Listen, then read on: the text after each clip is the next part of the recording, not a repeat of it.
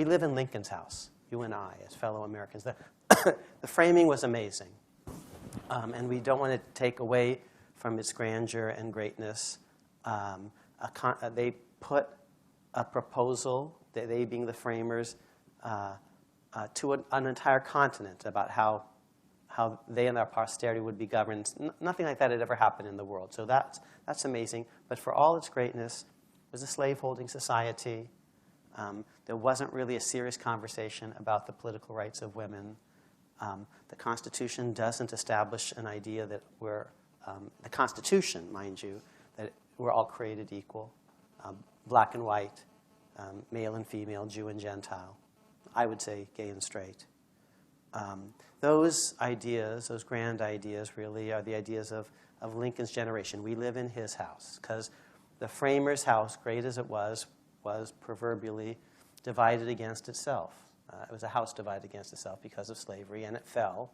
We call that the Civil War, and in the ashes of that massive destruction, the house was rebuilt. What we call the Bill of Rights, which you heard celebrated by Jim as we walked in. Actually, there's almost no case that springs to your mind as a Bill of Rights case that's really a Bill of Rights case. Because the Bill of Rights originally applies only against the federal government. Congress shall make no law of a certain sort. The 10th Amendment is about states' rights. The entire Bill of Rights applies only against the federal government, and yet the cases that we call Bill of Rights cases, well, they're cases about states and localities misbehaving. Brown versus Board of Education is Topeka, Kansas.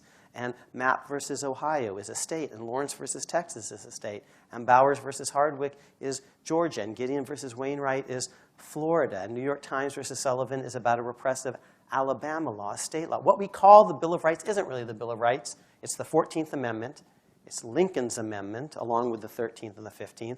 We live in his house. This is the big idea of a new project that maybe we'll talk about, I hope, before we finish, that the Constitutional Accountability Center is featuring. A second founding, a new birth of freedom, to borrow a phrase. The most important constitutional decisions of all time were made by Abraham Lincoln. There was a decision to resist unilateral secession by force of arms. And he made it alone as president. And the Chief Justice at the time would have actually probably disagreed with him, Roger Taney, but it wasn't Taney's call, it was Lincoln's. He signed this Emancipation Proclamation, which is going to lead eventually to blacks bearing arms and the Union Army prevailing and his being reelected on an anti-slavery platform in 1864.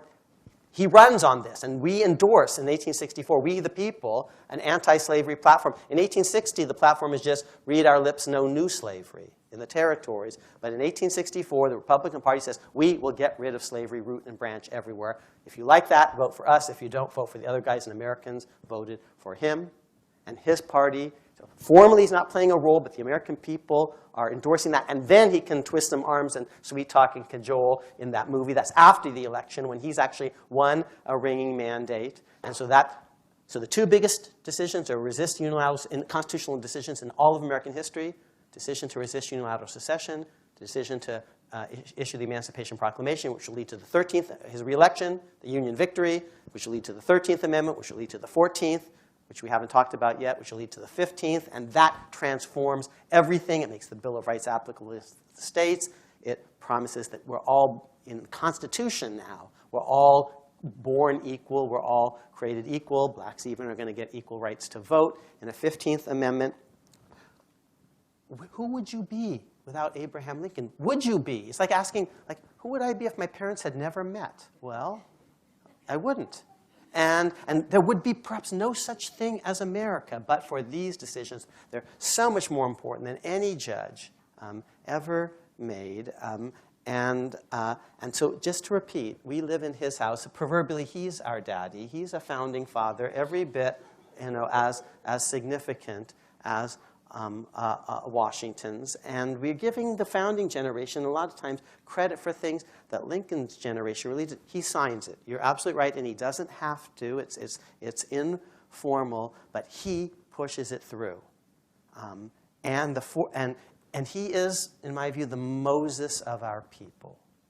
It is given to him to, as it were, see the promised land. He does sign the 13th Amendment when it was proposed by Congress before his death, but he doesn't actually get to inhabit it. He's assassinated in a political assassination by someone who didn't like Abraham Lincoln's views about race relations and other things.